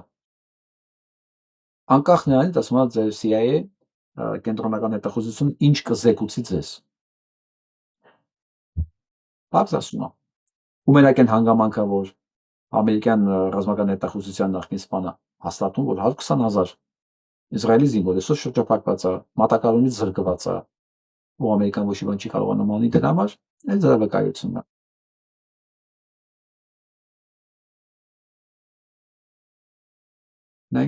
Насколько наши политики скомпрометированы, это невероятно. Посмотрите на это. Вооруженная военная охрана, бронированные внедорожники с затемненными стеклами, повсюду черные пальто и маленькие шляпы. Это Нью-Йорк, как будто сцена из фильма про суперзлодеев. И посмотрите, кто там. Спикер Палаты представителей Майк Джонсон. Это самый влиятельный человек в Конгрессе, в Палате представителей. И его заставили надеть ермолку. Он... Հասկացաք չէ՞ որ ասա հանրապետական խոսնակն է ներկայացուցիչների պալատի Մայք Ջոնսոնը, Թրամփի ամենաուժեղ աջակիցները հանդիպում են հրեաների հետ, այդ կեպանել գլխին դրել։ Даже не еврей, он по идее христианин. И его избиратели не из Нью-Йорка, а из Луизианы. Он приехал на встречу с великим раввином Давидом Творским. Դավիթ Տվորսկի հետ հանդիպման։ Մեծ րավին։ Աշխարհամենահզոր երկրի խոսնակը եկել է Ռավի հետ հանդիպման։ Այս բանով շքախմբով անվտանգության։ И насколько влиятельным должен быть этот раввин, чтобы к нему приезжал высокопоставленный политик из Вашингтона под такой усиленной охраной. Вот они, наши настоящие повелители, те, кто принимает решения за кулисами, и сейчас они уже почти не скрывают этого. Ովքեր են մեր համար որոշումներ կայացնում, որոնք նույնիսկ չեն էլ թաքցնում այդ ամեն ինչը։ Այս ամբողջ ինչ որ հիմա նկարագրված է, աշխարհում բոլորը տեսնում են ու հակահայականությունը հասել է 90%, աշխարհում 1։ ինքը աջակցություն ուներ Իսրայելը մոտավորապես 70%-ի չափ մինչև այս պատերազմը։ Հիմա հակառակ է ֆրացել մինչև 90% ասել է հակա իսրայելականությունը։ Հիշում եք երևի ես ցույց տվեցի հրեաների առաջի հոլոկոստը, որ իրականացվել է Ռուսաստանում բոլշևիկների կողմից։ Հիշում եք, այսօր ամերիկացիների պատրաստած հաղորդում եմ ուզում ձեզ ցույց տամ։ Նայեք։ When the Soviet state was created, in the aftermath of the so-called Bolshevik Revolution, what was the first law? Anti-Semitism. Այսպես կոչված կոմունիզմը, որ ստեղծել էին բոլշևիկները, ինչ է կարծում որ ներ առաջի օրենքը որ որպես մահապատժ գրանցվեց ընդ անտիսեմիտիզմը, խոսք հրեաների դեմ եւ գնդակահարություն։ Death penalty. And they killed all the Christians. If you even Եվ սկսեցին կոտորել բոլոր քրիստոնյաներին։ uttered one word against the Jews, who had just conducted the genocide of the Christian nation of Russia and replaced it with an immigrant population. Մի խոսքով, նույնիսկ մի հատ խոսք ասեի, այն մարդկանց նկատմամբ որ ասում են գնդակահարում են քրիստոնյաները, տեղաբան են անում, վտալում են իրենց տներից, հա, բաներ, գնդակահարություն Of what maybe Henry Ford called the international Jew. The whole anti-Semitism thing is complete bullshit. Yeah. But I don't support Israel, and according to that, I'm an anti-Semite. How does Christian nations align with communism when the communist agenda was to exterminate the Christians? Որտեղս կոմունիստի օրակարգը, կոմունիզմի օրակարգը հենց քրիստոնեության արմատախիլ աներներ։ Այն ինչ հիմա աշխարհում մեկ է, մասնավորապես հիմա Լիբանանում, Պաղեստինում եւ մնացած բոլոր տեղերը, որտեղ որ դա հնարավոր են համարում։ Դեռ ինչ է պետքա դուրս գա ջուրերից, դեռ ինչ է պետքա լսենք։ Չէ՞ որ ես հիմա ինձ դες ցույց եմ տալիս, այս տեսանյութերը, սա եզակի տեսանյութեր չեն։ Կոնկրետես մենակ այս փոքրիկ տեսանյութի տակ 7300 լայք կա, մենակ լայքը չեմ ասում դիտումներն ինչքան կան։ Ու այսպեսի տեսանյութեր շատ են։ Արագ փոփոխվող աշխարհում ենք ապրում, շատ արագ։ Իսկ Բրիտանիայում ընդհանրապես սենսացիա է եղել այսօր։ Ես ասում եմ, այս 26 թվական, 27 թվական, այսուհետև բոլոր օրակարգերը անցնելու են հակահարականության տակ, որ կանդիդատը, որ տեխնացուն իր խոսքի մեջ խոսեց նրա մասին, որ ինքը մի խոսքով դեմաց հեղափոխությանը, հա, ինքը պաշտպանում է պաղեստինցիներին, դատապարտում է մի խոսքով սիոնիզմը եւ այլն, դրանք հաղթելու են բոլոր ընտրություններում եւ այսպես 4 տեխնացու մի անգամ, չէ, 2 տեխնացու որպես բան հակաիսրայելական կանաչների կողմից հաղթել է 4 տարածքներում տեղական ընտրություններում հենց Բրիտանիայում։ Սա ոչ միայն Ամերիկայի Միացյալ Նահանգներում է այս բանը տարածված ալիքը, նաեւ Եվրոպայում, նաեւ բոլոր տեղերում է, վստահեցնում եմ ձեզ։ Մանավանդ այն երկրներում, որտեղ կապը Իսրայելի հետ մեծ է, որտեղ ազդեցությունը Իսրայելի ազդեցությունը երկրների վրա շատ է։ Բոլորի հոգուն հասել է այս ամեն ինչը։ Ես ասեմ, ինչ որ մեր մոտ կատարվում է, էլի սրանց ձեռքի գործն է։ Մա վերադառնանք մեզ։ Սրտիկ էր անում։ Չես ամոչում դու էդի սրտիկ անելու բանը։ Ինչ սրտիկ։ Ժողովուրդը ծոված լացում դու սրտիկ ես անում։ Ումն ես անում սրտիկ։ Ում համար է քո սրտիկը պետք։ Որ ղեկավարն է տես բան արել։ Որ ղեկավարը մենք ունեցել ենք տես Թեկուց Ռոբերտ Քոչարյան, Սերժ, դրանց կանանց աղջիկներին, ո՞տ էս է։ Մենք այս ժամանակ այդպես բաներ Ես ասում եմ, չէ, մեր ժողովուրդը խալ ուրիշ ձև է անցալու։ Ուրիշ ձև է կյանքին նայում։ Սրա փիարշիկները, սա խորհուրդ տվողները միտեղ երևի կարդացել են, որ դա լավ է, կամ որ թուրքերի վրա դա աշխատում է, հայերի վրա էլ կաշխատի։ Ես ասել եմ, դա չի աշխատում։ Մեր մարդը ուրիշ ձև է պատկերացնում։ Նրա պատկերացումները ղեկավարի նկատմամբ, ընտանիքի նկատմամբ, մարդու պահվածքի նկատմամբ լրիվ ուրիշ են։ Դու դեռ չես կարող կապիկությունով խափես։ Չկար խոսքի կամ սրտիկանեն կամ խորոված փարթի ես անում, ամեն մի խորոված կտոր 2000 մանեթ ես ծախում, 2000 դրամ ես ծախում։ Էդի 6000 ես ծախում։ Էդի ինչ փարթի է։ Ես չեմ հասկանում, էդի ինչ կապիկություն է։ Էդի ինչ է։ Ումն է դա դուր գալի։ Ինչ չի թվում, որ էդի Այն չունե որ մարդը չի կարա տենայել բերնի ջուրն էլ էտա չի կարա առնի բալած մարդիկ օրվա հազիվ են հայթայթում շատ մարդ իմացան ձրեր գնացել էին այնտեղ բայց տեսել են գները մի բաժակ կոֆեն 1000 դրամ այսինքն այդ տարելիս փող աշխատեց այնքան փող ես տվե մայր տարելիս մարդկանց կաշին քերես ինչ աշխատել մարդիկ ոնց է թան առնեն ուտել երբ չունեն դրանը ունեն ախորժակ բայց հնարավորություն չունեն ոնց 10000 դրամ ավելացել է այ ջան հեսա կասեր 10000 դրամ ամոթա տենց բաները վայել չի ղեկավարին վայել չի մենք չենք տեսել 74-5 տարեկան եմ ես տենց բաներ չեմ տեսել քանի հատ ղեկավար եմ տեսել բայց տենց բաներ մենք գրեցել ենք աշխատել Սենց բան չենք տեսել։ Այ չկա։ Ինչ կրկնապատկվել 14 միլիարդ է, ինչ կրկնապատկվել 3 միլիարդ էր այն մյուսների ժամանակ, իսկ հիմա 14 եւ մարդիկ կույր են, մարդիկ չեն լուսավորում, կույր են, չեն տեսնում են մենակ տեսանելին, մայթերը նորոգել են ու շատ ցավ եմ ապրում այդպիսի մակարդակ ունեցող ժողովրդի համար, որովհետեւ չեն հասկանում 14 միլիարդ ուտողը մի հատ էլ պետք է տեսանելի բան անի, ինչ որ մի դպրոց նորոգի, ինչ որ մի Ախր որում է դա էդի բյուջեի փող կոնվոճալած հարկերով անում, իրար գրպանից չի անում։ Ես այս տխմարներին եմ ուզում տեսնեմ, որ դրանք մատնացույց կանեն։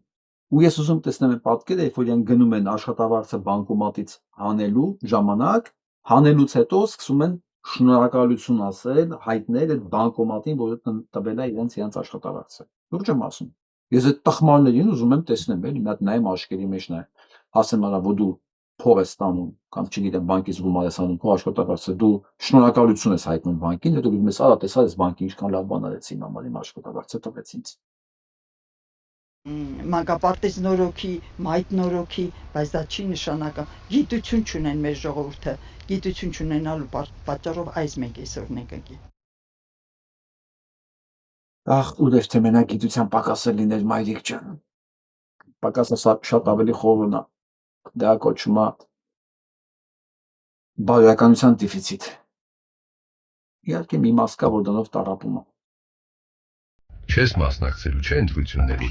Արի քեզ բան պատմեմ։ Հայաստանի խորհրդարանի ընտրություններին կարող է մասնակցել մոտ 2.5 միլիոն ընտրող։ 2018 թվականի խորհրդարանական ընտրություններին մասնակցել է ուշադրություն ընտրողների ընդամենը 48.63%-ը, 2021 թվականին կրկին 49.39%-ը։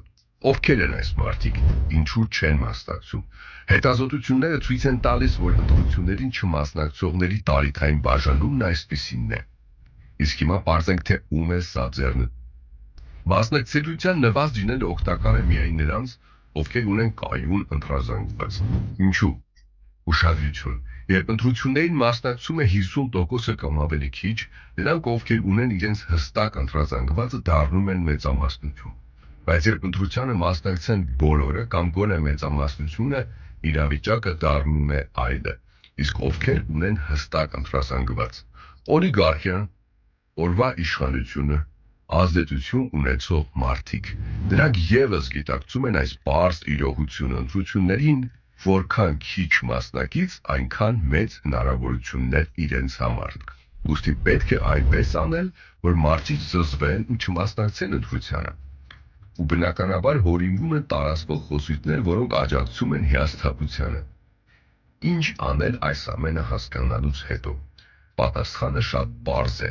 Պետք է մասնակցել ընտրությանը։ Եթե այս հոլովակը դիտող եւ ընտրությունները մերժող յուրաքանչյուր 10 մարդուց 2-ը որոշի մասնակցել, մենք ունենանք այլ որակի խորհրդարան։ Եվ այո, միևնույնն է առաջանում է այդ հարցը՝ ում ընտրել։ Այն ուժերը, որոնք առաջնորդվում են արժեքներով, ազնիվ գաղափարներով եւ երկրի նկատմամբ պատասխանատվությամբ, հաճախ չեն հաղթահարում հանցողի քշերը։ Եթե հաղթահարեն, մենք ունենանք բազմաբևեռ խորհրդարան, որտեղ խաղի կանոնները կփոխվեն։ Որտեղ ինձ ամեն օր հարցնում են. սա ինձ հնարավոր է ազատվել։ Ասում այո։ Բանաձևը մեկն է։ Գնա ընտրի, ում ուզում ես։ Դու ես քո ընտրության պատասխանատու։ Բայց գնա ընտրի։ Բանաձևը միայն սա է։ Եթե էլի պետք է թողենք այդ 48%-ի վրա, որ մեր ճակատագիրը որոշի, այդ 48%-ից էլ 20%-ը տալիս է Նիկոլին, ասենք, Էմի 20%-ի ձայներն էլ փոշի անում են, վերջում էլի գալիս է Նիկոլին, դուրս է գալի, որ Նիկոլի 10 կամ 20%-ը դառնում է այն մնացած 80%-ի վրա դոմինանտ։ Հասկանում եք խայտարակությունը ինչու՞մն է։ Այս մանավանդ Սերժի սարքած այս ընտրական համակարգի։ Նույնիսկ եմ կրկնում, այս համակարգը ընտրական սարքել է Սերժ Սարգսյանը։ Որտեւ եթե առաջ այս 48%-ը ոնց գալ, ոնց քվեարկել այտենց էլ մնում էր, հիմա շեմը չանցած կուսակցությունների ձայները գնում է նրանց, ով անցել է այդ շեմը։ Եթե դու նույնիսկ տվել ես, ասենք, քո սիրած ուժին, որը շեմը չի արտարել, դուրս է գալի, որ դու քո ձայնը տվել ես Նիկոլին։ Պատկերացնում եք։ Նաև ինչով է այս փոքր ուժերը, որոնք գնում են ձայն փոշիացնելու, որ մենք ասում ենք, ես ասում եմ, դրանք գնում են աշխատելու Նիկոլ Փաշինյանի համար։ Անկախ այդ ուժի անազգանուն ինչ է։ Որովհետև ինչ եթե չի անցնում, իր ձայնը գնում է նրանց, ովքեր անցել են։ Ու դրանցից մեկը վստահ եղեք կլինելու է Փաշինյան Նիկոլի կուսակցությունը։ Դե հիմա ինձ ասեք, ոնց ուզում եք արդարացեք, չգնացողին, ձայնը փոշիացնողին, ինչ ուզում եք ասեք, բայց իրականում այս ընտրական համակարգի մեջ հենց այտենց է նախատեսված։ Ու դա Սերժ Սարգսյանի ձեռքով է ածած։ Եվ վերջում ուզում եմ լսենք հոգեբանի։ Սարգսյանն ու Էդվարդ Նալբանդյանն էլ են Հայաստանը ճանաչել Ադրբեջանի մաս։ Հիմա մենք բոլորովս Ղարաբաղը ճանաչել են։ Ընդհանրապես դժվար չի հասկանալը, թե մեզ ինչ է սպասվում, եթե տվյալ անձը մնաց իշխանության։ Հերթական սխալ գործողությունը տվյալ դեպքում արտահայտության ձևով հոգեբանության մեջ ինչպես արդեն գիտեք, ու ինձնից գիտեք, ունի իր մեկնաբանությունը, ու բացատրվում է հետևյալ կերպ մարդու անգիտակցականից տվյալ դեպքում խոսքային վրիպակի տեսքով դուրս է թռչում նրա իրական մտադրությունները, իրական նպատակներն ու մտքերը։ Այս երևույթը տվյալ անձի հետ պարբերաբար տեղի է ունենում։ Ցեղասպանությունը